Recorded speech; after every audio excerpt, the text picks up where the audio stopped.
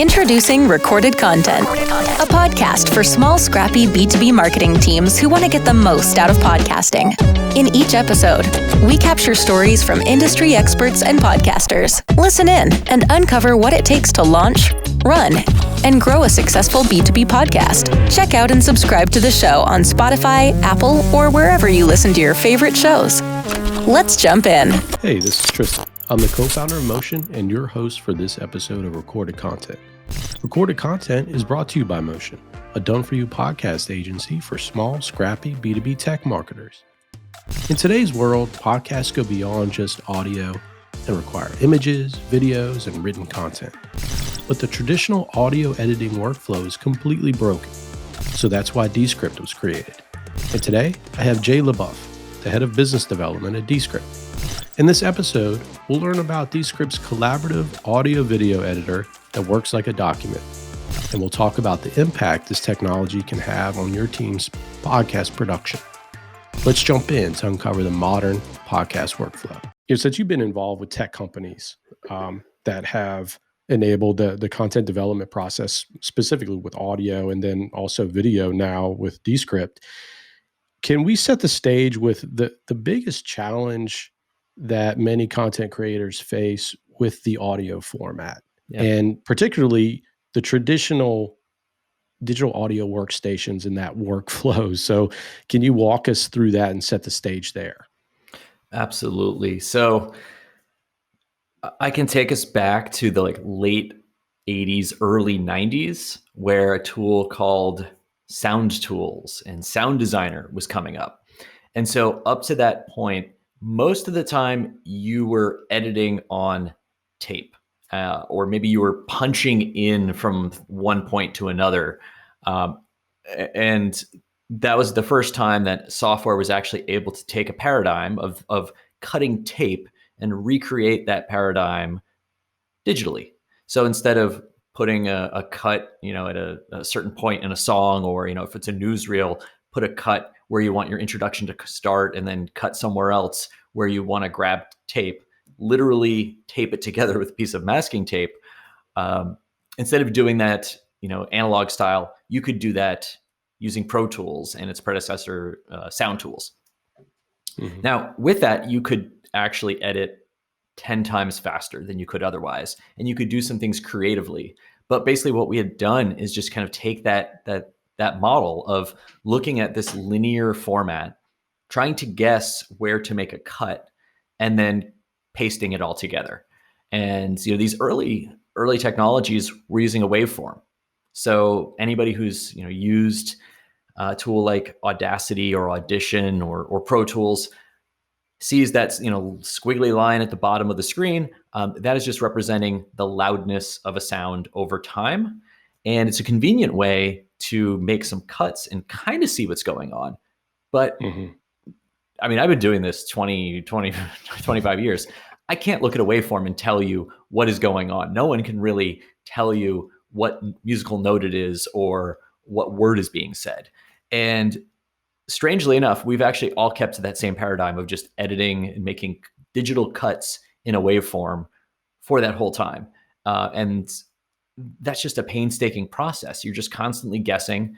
And the other thing is you have no choice but to do it slower than real time. So you have to listen to every piece of tape to even understand what it is, and then listen to it maybe a second or a third time to figure out where to make a cut before you can even start piecing together your content. Yeah. So that's kind of the mess we're in right now. Yeah, I love it. And Jay, if we drill into the podcast post-production process, and we talked about this when we did our prep call, is often because I've been involved with video for a while, and it's a very similar process where you have to put together almost a scratch version or a string out, is what we call it sometimes, and that has to be done before you get into the actual editorial part of that. But can you talk about that and kind of explain that for our audience, how traditionally you have to get it into a place just before you can even start to talk about the content? Absolutely. So let's talk about like a documentary style show where you're going to have all of the source material. It could be, a collection of interviews with your subjects. It could be news news recordings that you want to include in there. And if you just start with that, maybe you're going to have 10, 20, 30, 40 hours of content. That the first step is you have to catalog it. So you have to listen to it all and then start keeping notes on what material you think could make a good soundbite. Then from there, you're going to want to start your storytelling. So you're going to start writing out lines of things that, that the narrator or the voice actor, the host, is going to say to try to stitch this story together, and then inserting those sound bites that tell the story better than just the narrators telling the whole thing start to finish. So the way that it was done traditionally is you would have to transcribe all of that source material. So all of those interviews, you'd have to either put on a set of headphones and just type it out, or send it off to an expensive transcription service where teams of humans would put on headphones and just type it out. Then you'd have that long transcript, and it would have time code. So things like at 5 minutes and 49 seconds, Tristan said, "I'm going to the store, I'll be right back." That's something that you would put in your notes or highlight with an actual highlighter and say, I want to use this tape. Then the final piece would be someone would put together a paper edit with all these sound bites typed out and their time codes. And then it would be handed off to the editor, and the editor would then be responsible for bringing in all those pieces of tape, going to the time codes. I'm exhausted just talking about this. Grabbing this tape. It's perfect though. Yeah, I love it. Assembling it into Pro Tools as if it were analog tape, but just in digital form, finding the right places, putting it there, and then you listen to it and figure out, does that actually work? Or nope, do we need to go find some other material? Yeah, and I think the piece that you're hitting on, which I want to dive into, is this concept of destructive editing, right? Because you have like the string out in place, and then like you said, someone has a paper edit. And that's what I want to talk about a little bit, is this handoff or workflow that has traditionally been in place between, let's say, a marketer, a head of marketing who is driving a brand show. They're working with an audio editor, and it has to get to a certain point. They string it out, okay, and then the marketer would probably, or the producer would bring the paper edit and say, compose it in this manner. Here's the story I want to tell, and then you get that version. But now, if you want to make changes, or if you want to pull back some content, you have to then go back to a sequence that was laid out, that was part of your string out, right? And can you talk about like how messy that gets when you start to try to pull things back into the story that maybe you left on the cutting room floor? Well, that's it. You are not only, you are assembling something, and you're kind of bought in because you've already spent all this time and effort choosing what you think is a good quote and paying an editor to pull it out of the archives and then find exactly what you want, just for you to listen to it and say, "Ooh, yeah, that's not good. We don't want that." So you do get a little like, sunk cost, where you assemble something and you might be too far down, and this stuff actually would cost money, and editors are expensive, where you just go down and you just have to live with what you have. That's kind of not how we all work today. We all assume that we can just pound out ideas and riff. And then the other piece of it, Tristan, is collaboration, which now, with us all being remote and distributed workforce teams, like that's even more important than ever. With those early paper edits, or with the, hey, we're going to play this in Pro Tools and listen to it start to finish, you're talking about having to get everybody in the room at the same time. And then somebody's going to hit the space bar physically in the room. I know this is crazy for people listening to this, but like people would have to gather in the edit suite with the computer that actually is powerful enough to run Pro Tools, and some good sounding speakers, and then they'd hit the space bar. You'd all listen to it together in real time, and then share out notes. That could be when you're pretty far along in the process, and that is you have to do that, but that's dangerous. Things might have gone too far along, and you also have a very limited number of people who are able to be part of the creative process. If you are just joining for the first time, it might feel like it's too expensive for you to contribute your viewpoint because you're just sitting in the session the first time. Yeah, and you can't even get into the flow of what's happened and transpired. And so building on that, I think another thing, another layer to add to this decision process. So like if you are running a small marketing team, your head of marketing, your decision process traditionally then has been, I either go down this path with all these layers of Right. post-production involved, or I try my best to learn Audition, Pro Tools, or Audacity. Yeah. And so can you talk about that challenge that exists of learning, as a marketer without this background, right? Maybe as an undergraduate, I was in communications or editing and post production. That was my degree versus stepping into it in the professional workplace and trying to make sense of a workspace that is Adobe Audition and what these waveforms consist of. Right. Right. We all have a limited amount of time that we could spend bettering ourselves in a given craft. So I can't spend as much time maybe on my golf game as I want. But if I decided to become a professional golfer, then it's worth the time and effort to master all the intricacies and study swing mechanics and go to Mhm. coaches and watch training videos and read books. So let's apply that. You're a marketer. You have a million things going on, and your job is to articulate why people should care, why they should want your product or service, why it's valuable for them, what's the value prop for them. You're trying to hold all those things in your mind. I don't think you have time to learn these audio and video editing tools in the same way that I wouldn't expect the VP of marketing to become proficient in Adobe Illustrator or Photoshop to do their own Mhm. graphic design and then retouch photo shoots. That's great if you want to do it for a hobby, but that really shouldn't where you should be spending your time and effort. But it's tempting if you want to be part of the creative process. There's this like power dynamic that well, you should know how to use the tools so you can be part of the process. And that's something that I think when you have a greatly simplified set of tools, so that's kind of our vision with Dscript, is to create a set of tools that truly allow anybody, as simply as using Google Docs, to edit audio and video and be part of the creative process from drafting through reviewing tape to production to first edits. It's like that the whole way. And so that it's just a much easier barrier to entry. And, tools like Pro Tools are incredibly deep. There's like professional Mhm. certification programs you can take on nights and weekends. The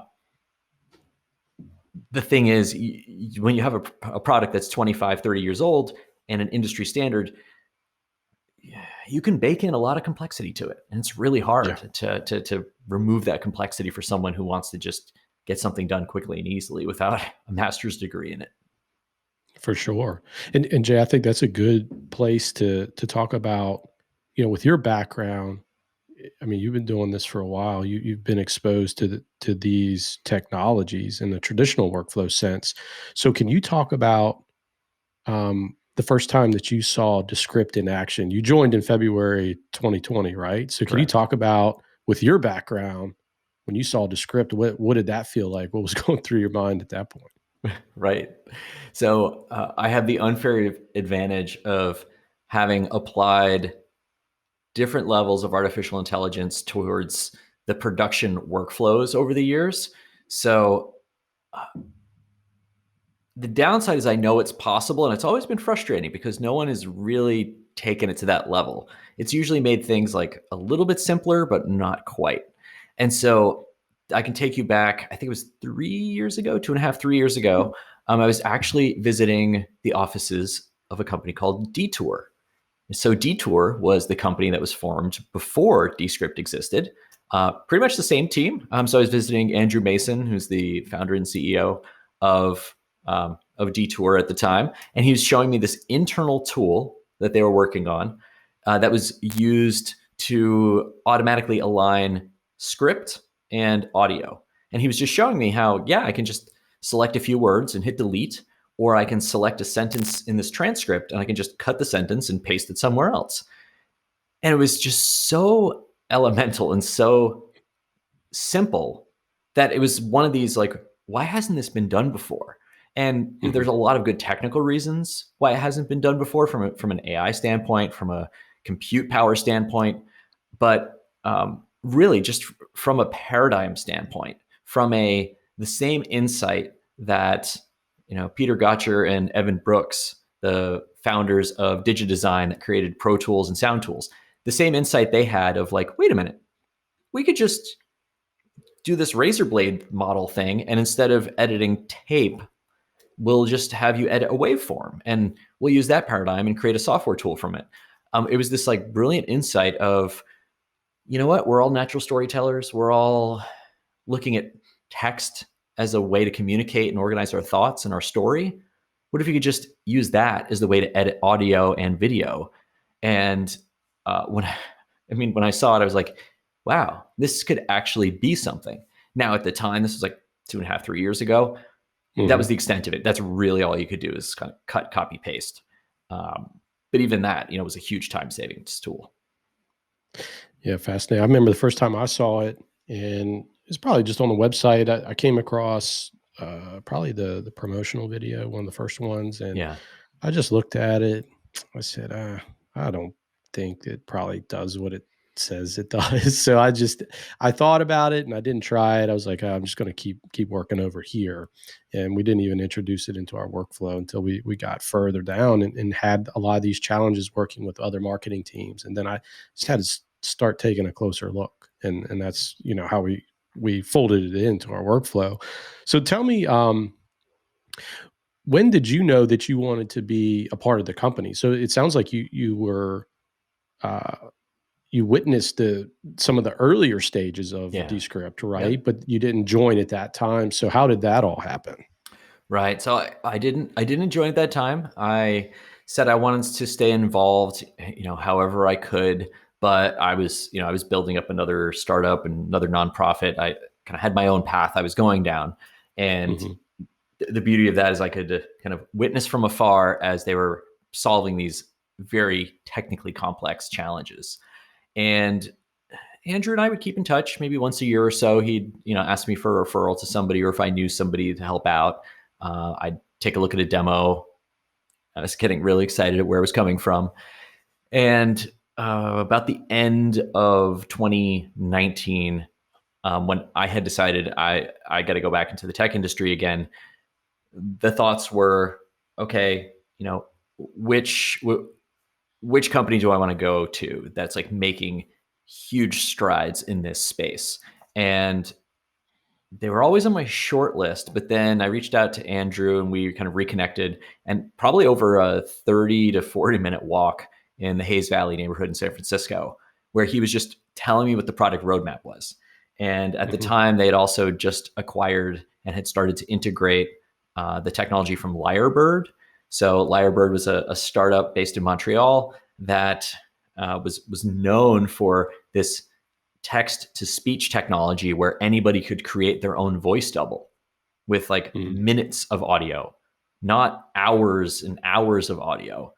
And so when you look at those two things together, the ability to quickly edit your audio and video just by editing text, and then to be able to, with like this Lyrebird technology, type words and then have it generated with your own voice, that was kind of crazy. And so at that point, I'm like, I'm sold. How do I become a part of this?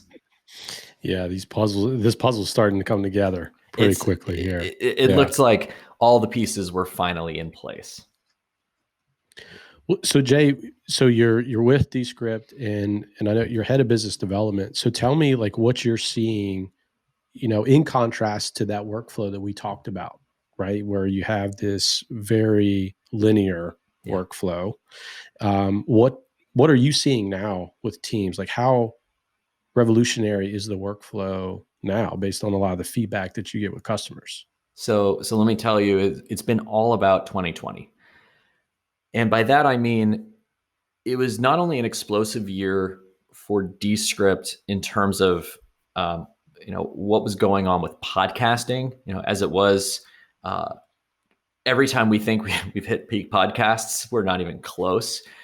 So the emergence of everyone who wants to get started as a podcaster, as a narrative media storyteller.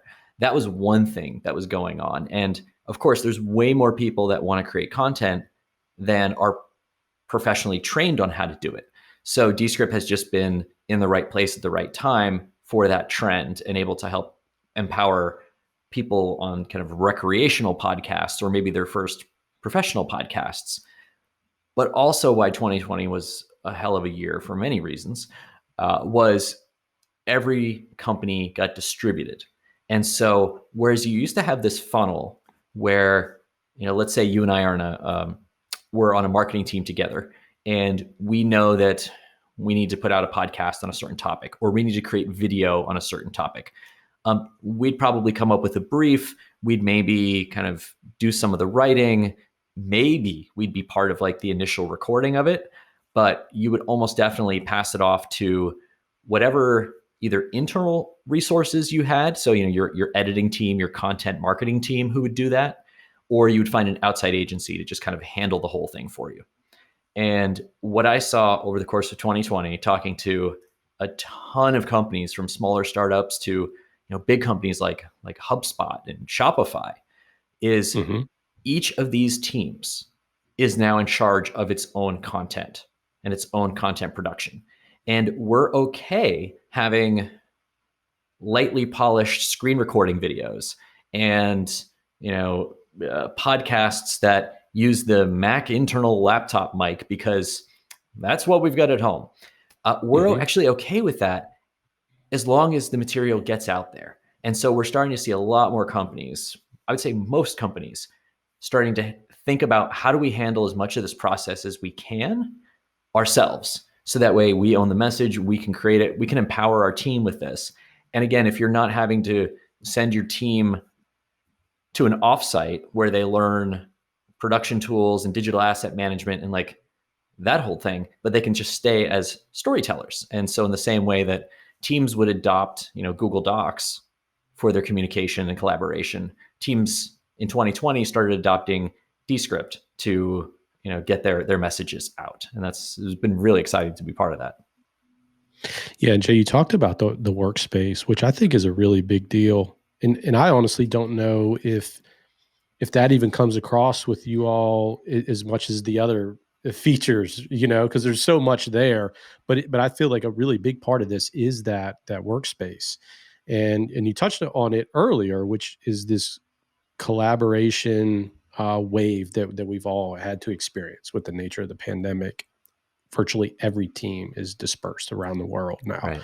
So that's one big thing that I've seen is that we've had the ability to, if we look at the post-production that's involved with the podcast, we've had the ability to right away on day one, create a project, have our writer in there analyzing the podcast and writing show notes as the editor is tweaking, adjusting, making small edits, and the writer can see what's happening, but it's not holding up the workflow. Right. So we have everyone working at the same time.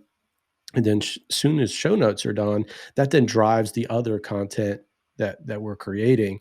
So the workflow is compressed. I mean, it almost cuts it in half. So can you talk about like how that workspace is developed, what it looks like, and what it would feel like for a marketer who traditionally would not be able to sit and watch someone in Adobe Premiere, slicing up a video. Like talk to me a little bit about how that actually works. Absolutely. So what's great about, this is what I'm seeing on a lot of teams. It all starts with a blank project. And in that project, someone can start contributing text, and it's very easy to literally just hit record and start recording a voiceover, and anybody can contribute what they think is the narrative or even just text notes for it. So we're starting to see people first do like a skeleton draft of what they want in Dscript, then starting to invite other people to that project. Again, like you and I would collaborate in a Google Doc. You can just add their email. It's free to join as a collaborator and make comments and contribute to the creative process there. Then usually there's a point where you're going to go out and actually start pulling tape into Dscript. So you and I are recording this in Squadcast right now. This is going to be in, let's say, an hour interview. As soon as we're done with this session that you and I are doing now, for example, with one click, we could bring this into Dscript, and the magic kind of happens because a transcript is generated. So you drag in this hour-long audio file, and you and I might be thinking, where are the interesting bits? Well, we were talking about collaboration. That was a good thread. How do we find that? Well, what's super cool and very empowering for a team is you can bring in this hour of content. You get the transcript that's 95% accurate, and it's easy to kind of fix it to 100% if you want. But you get this transcript, and that transcript, you can see what was said faster than real time.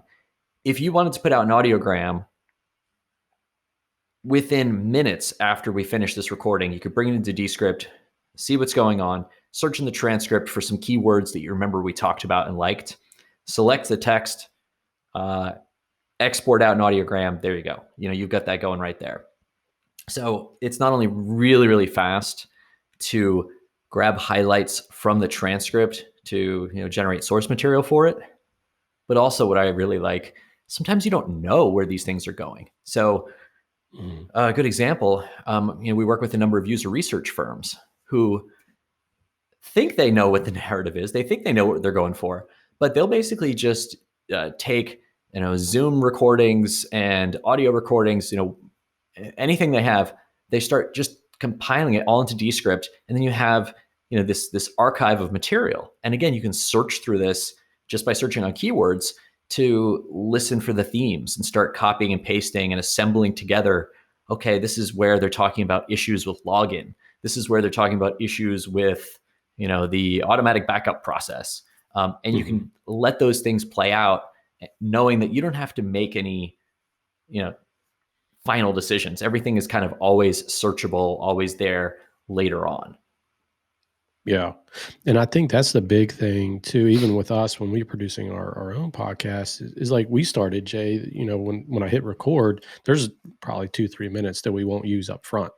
But I have that transcript. I see what you talked about your background, and I'll use that to create my own introduction that's very concise, that sets up the whole episode.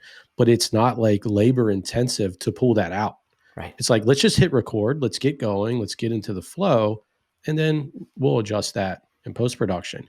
Whereas, if you rewind a few years ago, it's kind of a pain. Like you want to be very strategic in how you ask the questions, because it just makes your time that much more intensive later on. Yeah. Where now I feel like you can be a little more loose with things and have it be more authentic, which I believe a lot of marketers are really looking for at the end of the day, is to have a lot of that just kind of unfold naturally. Yeah. And then we'll pick out the best pieces. Yeah.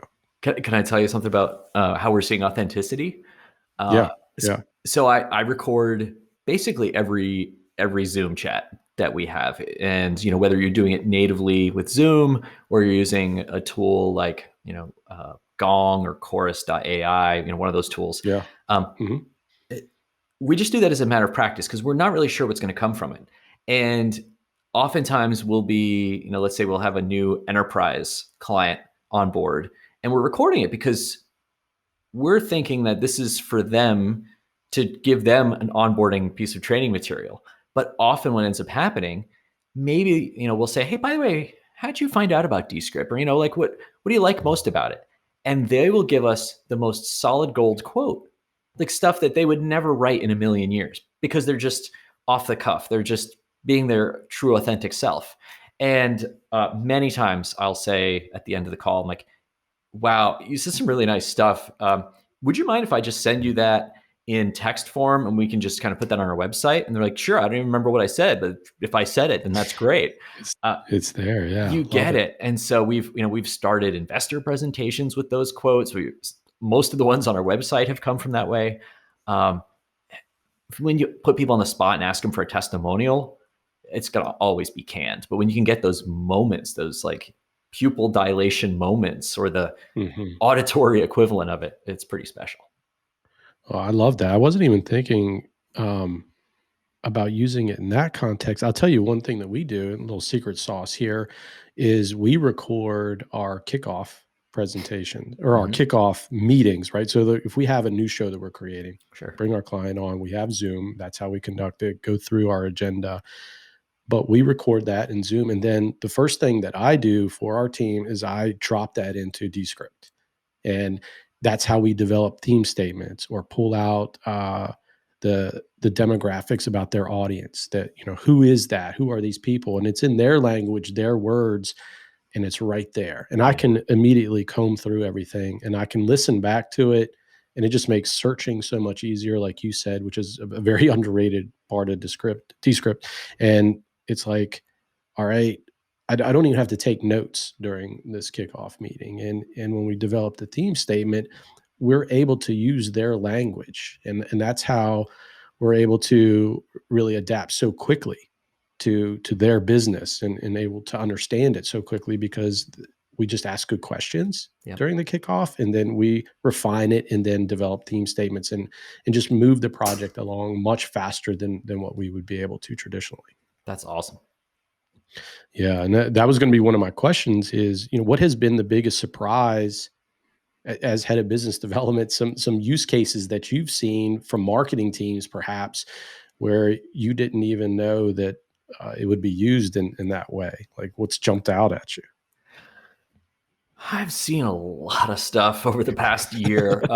Yeah. I mean, user research is something, that's one example that a lot of marketing teams are really kind of getting first product impressions, or even showing people mock-ups of their website or their language, and asking customers to just like talk through it in real time. Um, there's just a real human element that if you were not part of the discussion, you might not take that feedback as literally. So when we can't all be on every Zoom call all the time, just record it. It's pretty much as good as being there, because you can very quickly and concisely highlight what were the key takeaways. So that way the voice of the customer is represented. And so people take feedback a lot better that way. So that's one workflow I've seen. Another really interesting one has been um, people making kind of product demos. So, especially in the, like, let's say in the software space. So, we at Dscript, we release a new version of Dscript every 2 weeks. It's kind of maddening, but kind of awesome when you're a customer, that you really never have to wait longer than 2 weeks to get some new feature or some performance improvement or some bug fix. Hmm. But then it means you have to create basically a product explainer every 2 weeks. And that is also an incredible opportunity when your software team is moving as quickly as it is. You have an opportunity to reach out and re-educate your customers and try out different language every 2 weeks. And so by doing that, we see people using, we have a free screen recording tool that just imports content directly into Dscript. So we see people who, by their own admission, have no business, video editing, and yet they're in charge. I mean, they used to be the person who was writing the blog post, writing the copy. Well, now they are either, stepping up to a mic to record their own voiceover, or we have a lot of people that use our stock voices. So with Dscript, you get, I think it's 8 or 9 high quality voice actor voices built in that will kind of read your copy for you. There's quite a lot of material and ads that are out there that are using our stock voices. They're going out to keep people informed. Yeah. And I think, the voice piece, overdub, obviously what you're talking about there, Mm-hmm. I want to ask about in context of AI. Before I do that, I did want to ask, video editing was a big part of a release that you all did last year. And Yeah. I remember I was on the YouTube live, I believe that you all did. And I think you were on there, right? You and Yeah. Yeah. yeah. And so I attended that, and I know that was a big deal. And video always adds so much more complexity than just audio itself. So tell Right. me, what drove that decision? What were you all seeing where, hey, there is this video component that we need to consider as well? So what was that like, since Dscript really started as that audio piece, right? Absolutely.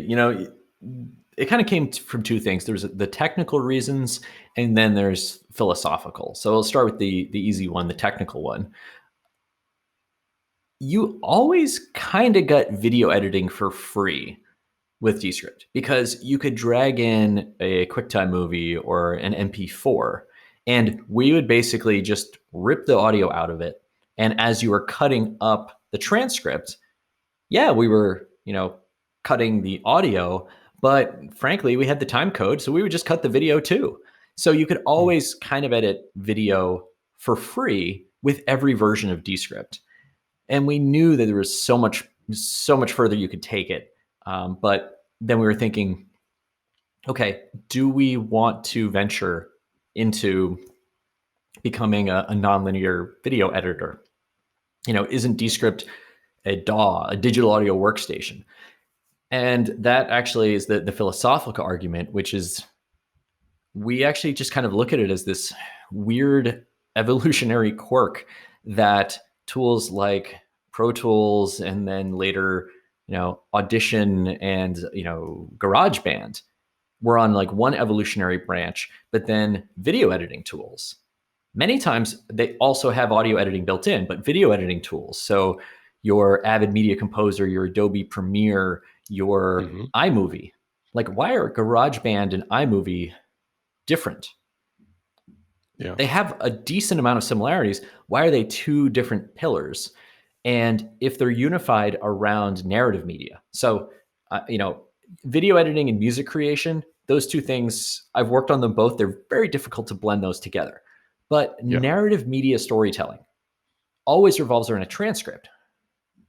So that actually has been the unifying force for Dscript. That's never really called it a unifying force before, but really that's kind of what it has allowed us to say, wait a minute, there's no reason these tools should be different tools. And there's no reason that the audio person can't edit video and video audio. You're actually just editing story. And that's really what it is at the end of the day. And that's why if we ignore what the rest of the industry does and say, well, this is how it should have been done anyway, we have a unique platform and we don't have 30 years of baggage. We only have a few years. So it's okay if we upset a few users and make some decisions that benefit everybody in the long term. Yeah, it's funny you talk about that because the evolution of our company, so we were a video agency originally, and that's my background is video. And when we shifted to producing shows, we still edited our podcasts in Premiere because that's what our editors were used to. That's just a workspace. And then we would do the intros and outros. We had our audio engineers and composers. They were in Audition, right? And that's where you get and that's more on the music side of things that you're talking about. And so we would get those produced and then we would drop those into Premiere. So that was our workflow. But yeah, the storytelling piece and when we're going through the actual meat of the content, all done in Premiere. And that's why we were able to shift to Dscript. And I think that's a good way to just talk about like this decision process. So when should a team, or what is that decision process look like when I'm evaluating, okay, I need to do X, Y, and Z in Dscript, but then Dscript has this export functionality, so we can export project metadata and the files and everything, and I can sweeten it even more so in Audition if I need to, or cut things up in Premiere. So talk to me a little bit about that and how that works. Absolutely. So I'm glad you point out, like, we really designed Dscript to be at the very front of the process. So as you are, we talked at the very beginning of this about the paper edit and the transcription and highlighting and all that piece. That is, in my view, like a slam dunk. There's no reason you should not do that all in Dscript. Bring all of your source material. If you're not recording it into Dscript, which you can do and you can see a live transcript as you're doing it. It's pretty cool. But just bring all of your source material in there. Do all of your rough edits in Dscript. I'd also use this as a time to say, when you're recording, always do video as well. You don't know when it's going to be handy later. And that is a destructive edit that you are making at the front of your process if you don't record video. So just turn on a webcam or, use a tool like Camo or, any other thing that turns your phone into a nice webcam. Just record the video, keep the video, bring it all into Dscript, make the edits, do it there. And then we have, a huge number of podcasts that are fully in the box and do all of their, they add in music tracks, they do all their editing, they do some sweetening in Dscript. But we have 3 years of experience, not 30 years. So there's plenty of stuff in Audition and Pro Tools that you can only get there. And so that's why with one click, you can export all of your edits. All of the multi-tracks will be preserved and send that out to Audition or Pro Tools. So like the Radiolab team, for example, can do most of their editing and curating and rough cuts, but they're known for this like really rich sound design. And then that can all be done in Pro Tools later on. Yeah, I love it. And that's what we've been experimenting more and more is exporting into Premiere, and then you have your After Effects layer, and that's really where we do our teaser videos, and that's the workflow we've been using there. But we're able to highlight stuff in the transcript. We're able to create smaller compositions, like subsets of the major piece, and the editor has all of that. So and that's the thing too, which is interesting, is you have someone that's responsible for the content. They understand the material. They're able to produce, or they're able to participate in the workflow. Yep. And you don't have this expert audio or video editor that doesn't really know the subject matter. They're just there for the technical expertise to make the proper edits, because they know how to work in Premiere. It's just two very different skill sets. And previously it was very hard to get that to come together. Yeah. And another piece you get, let's say you're doing your finishing in Premiere and using After Effects. Well, anybody who's creating a resource really needs to make sure that there's a transcript involved in the process, and they also need to make sure there's captions. So all of your social media content is going to have captions burned onto it. Anything that you put online, really just for accessibility, but also for SEO reasons, should have a VTT or an SRT. Those are basically the closed captions files that any embedded video player will take in. And by starting your process in Dscript, those captions they're free. I mean, they come along with the journey, and it's just really rich material that you get. So you get your data enriched as you go.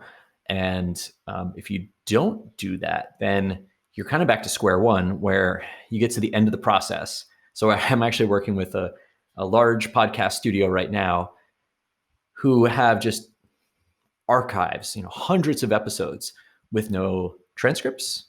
Nothing is searchable, nothing's findable.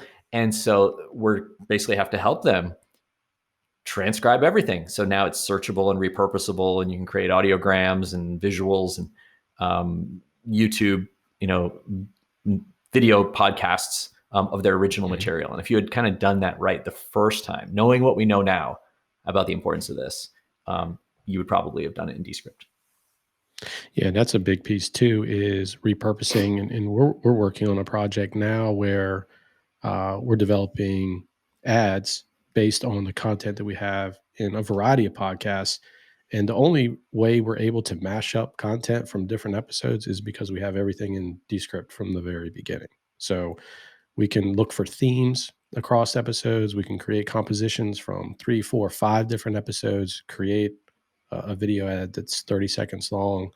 That, I'm thinking 4 or 5 years ago, that would have been a huge project. But now we're able to tackle that in a much faster way. And I think speed is the big piece too, where marketers are always under pressure. They have to get content, timely and relevant material out quickly, but it also has to have a certain element of polish to it. So it's always just balancing that fine line between those two things. And that's what we found, that it's helped us a lot with speed, but also the ability to have that quality element.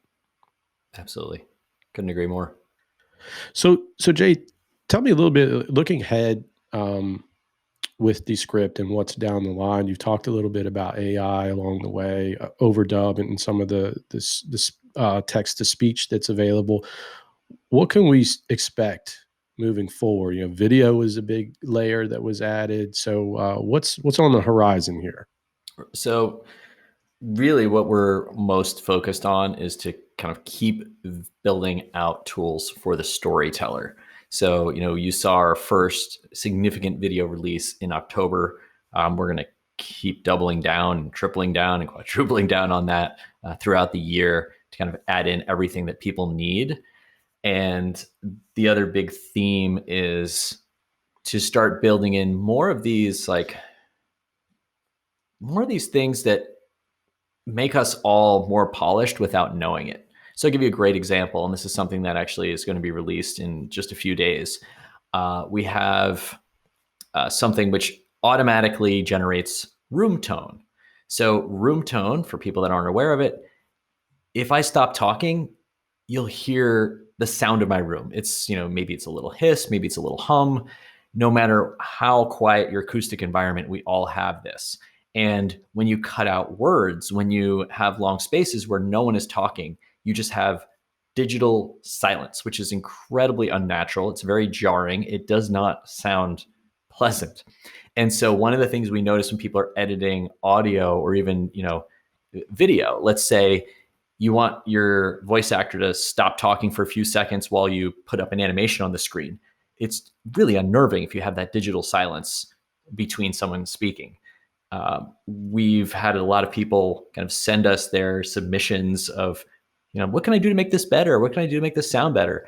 And one of the tools we now have is whenever you insert silence, if there's no one speaking, if there's nothing else going on, we'll actually detect and automatically generate that digital background room tone for you that we extract out from the rest of whoever's speaking. So that way, hopefully people don't even have to learn what room tone is. The little blurb I just gave you is the most you ever need to. But if you look on YouTube, you can find how to automatically synthesize room tone using Adobe Audition. And it's like a 20-minute long episode on how to do it. By the time you've completed that, you probably should have just re-recorded something.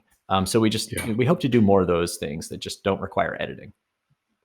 I love that. Yeah. Cause I'm used to being on set, for years and being purposeful about recording just room tone, a minute of just room silence that you can use in post-production. So that I didn't even know that was coming down the line here. That's very interesting. Yeah. Love that. It's very cool. So Jay, last question here. If I am a marketer, right? So I'm leading a small team. When is, or maybe what project is a good way to implement Dscript into my workflow to try it out? Like, what are you seeing people have early success with if they're not just launching a show or something like that? You know what?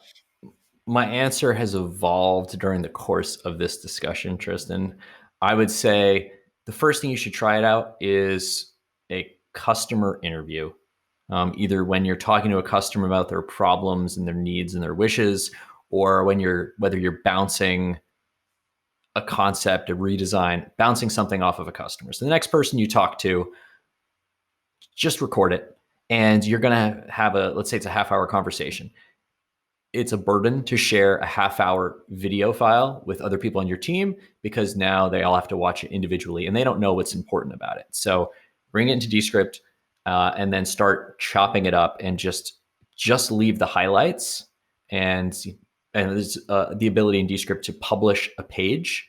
So it's in the share button. You press publish page, and it basically creates a web page that has the highlights that you've laid out on there as an embeddable web page. So we do that all the time on Slack. If you have a customer interview, it's 30 minutes. Bring it into Dscript.